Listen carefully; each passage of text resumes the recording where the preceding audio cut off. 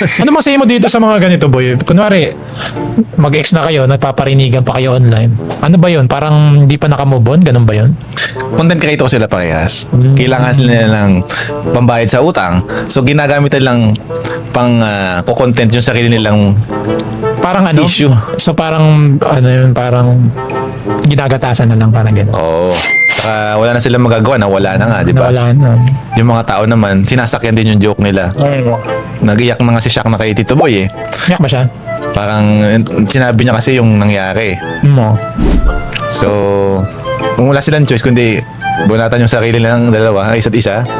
So parang pagkatapos nilang magbanatan, magbabanatan naman sila sa parinigan. Parinigan. Pagka nagpaparinigan mo, masama ba yun? Oo, kasi ano ka eh, parang hindi mo masabi ng personal, ganun din. Pag kailangan mo pang, Ayo, hindi mo Diba? dinidirekta eh, no?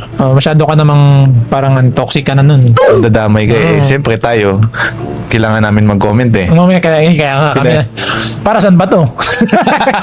Di parang ano yan eh, toxic trait yan, I would say. So, pag-ibig dapat bang private, wag i-public? Oo, lalo na pag may maganda kayong pinagsamahan. Eh, pag kami issue, dapat pag-usapan ng public o private? Private. Ayan. Kasi private parts nila yung involved dyan.